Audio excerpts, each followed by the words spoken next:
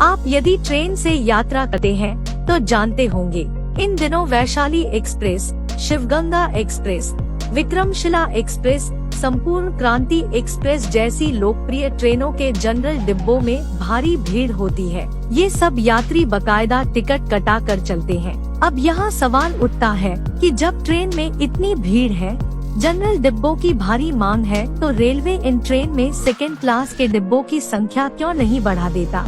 क्या वजह है? इसके पीछे वीडियो को अंत तक देखिए, आपको आपके सवाल का जवाब मिल जाएगा। किसी भी ट्रेन में कोच जोड़ने की एक सीमा होती है। एक ट्रेन में इस सीमा से ज्यादा कोच लगाना संभव नहीं है। इससे ज्यादा डिब्बे लगाएंगे तो कई ऑपरेशनल दिक्कतें हो जाएंगी। साथ ही इससे दुर्घटना की भी संभावना बढ़ जाएगी। ट्रेन लेट होगी वह अलग। अब सवाल ये है कि आखिर एक ट्रेन में अधिकतम 24 कोच ही क्यों लगाए जाते हैं?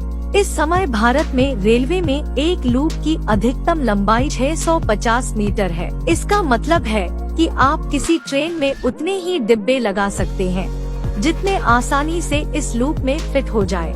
इंडियन रेलवे के इंजीनियर बताते हैं कि किसी ट्रेन में ट्रेडिशन ICF कोच लगाए जाए तो कोचों की अधिकतम संख्या 24 कोच होगी। यदि ट्रेन में जर्मन तकनीक वाले LHB डिब्बे लगाए जाते हैं तो इसकी अधिकतम संख्या 22 ही होगी। अब सवाल यहाँ ये, आखिर ये लूप क्या होता है?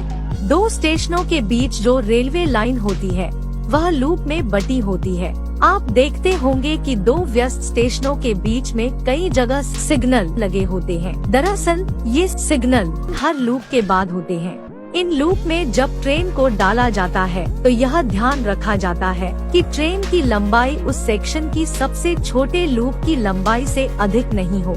भारतीय रेलवे में लूप की अधिकतम लंबाई 650 मीटर है, तो एक ट्रेन की लंबाई 650 मीटर से कम होनी चाहिए। अब ऐसे में अगर लूप में ट्रेन फिट नहीं होगी तो क्या होगा? कोई भी ट्रेन यदि किसी ब्लॉक सेक्शन में फिट नहीं होगी तो वह मेन लाइन को बाधित कर देगी। इससे उस सेक्शन की ट्रेनों की आवाजाही प्रभावित होगी। जब कोई ट्रेन एक लूप सेक्शन में फिट नहीं होगी तो उससे पीछे चलने वाली ट्रेन के ड्राइवर को लाल सिग्नल मिलेगा। ऐसे में पीछे वाली ट्रेन का ड्राइवर उस ट्रेन को रोक देगा।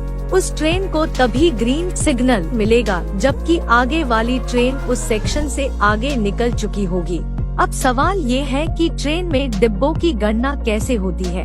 भारतीय रेलवे में अभी दो तरह के डिब्बे चलन में हैं। पहला तो कन्वेंशनल ICF कोच, इसकी लंबाई 23.28 मीटर होती है। दूसरा जर्मन तकनीक वाले LHB कोच, इसकी लंबाई 24.75 मीटर होती है। यदि ट्रेन में LHB डिब्बे लगे हैं तो 24 कोचों की अधिकतम लंबाई 20.562 मीटर लंबे लोकोमोटिव के साथ 614.322 मीटर होगी। यदि ट्रेन में ICF डिब्बे हैं तो उस ट्रेन की लंबाई लोकोमोटिव के साथ 555.282 मीटर होगी। ये दोनों ही लंबाई 650 मीटर की सीमा के साथ अंदर आती है। किसी ट्रेन में 24 डिब्बे रखने के पीछे किसी इंजन या लोकोमोटिव की तकनीकी सीमाएं भी हैं। ट्रेन का ब्रेक सिस्टम हवा के प्रेशर से काम करता है। यह प्रेशर लोकोमोटिव के कंप्रेसर द्वारा बनाया जाता है। जब ट्रेन चलने को तैयार होती है तो उससे पहले लोको 5 किलोग्राम पर स्क्वायर सेंटीमीटर का प्रेशर बनाता है। इसे BP होसेस पाइप और पाम कपलिंग के माध्यम हर कोच में बांटा जाता है। व्यावहारिक रूप से जांचा गया है कि 24 कोचों की लंबाई तक BP प्रेशर एक सीमा के भीतर पर्याप्त रूप से बना रहता है। यदि डिब्बों की संख्या इससे ज्यादा कर दिया जाए तो लोकोमोटिव के कंप्रेसर द्वारा BP के दबाव को पर्याप्त स्तर पर बनाए रखना मुश्किल हो जाता है। अब मुख्य सवाल यह है कि रेलवे जनरल कोच की संख्या क्यों नहीं बढ़ाता है? आमतौर पर किसी भी ट्रेन में 2 से 4 जनरल कोच होते हैं। यह संख्या ट्रेन के रूट, ट्रेन की श्रेणी, ट्रेन के पैसेंजर की कैटेगरी आदि पर भी निर्भर करता है।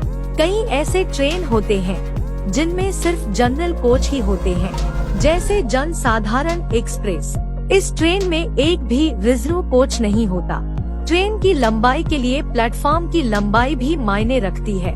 किसी ट्रेन में कितने डिब्बे जोड़े जाएं, इस बात पर भी निर्भर करता है कि वह ट्रेन किन किन स्टेशनों पर ठहरती है। दिल्ली, मुंबई, कानपुर, प्रयागराज, पटना, टाटानगर जैसे बड़े स्टेशनों पर प्लेटफॉर्म की औसत लंबाई 550 मीटर की है। यदि ट्रेन इससे लंबी होती तो स्टेशन पर ट्रेन के रुकने पर उसके कुछ डिब्बे प्लेटफॉर्म से बाहर ही रहते हैं। ऐसे में इन डिब्बों में सफर करने वाले यात्रियों को ट्रेन में चढ़ने या उससे उतरने में काफी दिक्कत होती है। इसलिए रेलवे प्लेटफॉर्म की लंबाई से अधिक डिब्बे लगाने से बचता है।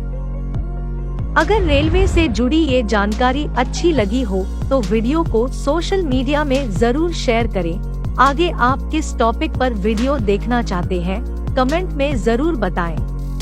और सबसे पहले वीडियो देखने के लिए हमारे फेसबुक पेज को फॉलो और यूट्यूब चैनल को सब्सक्राइब जरूर करें। जय हिंद।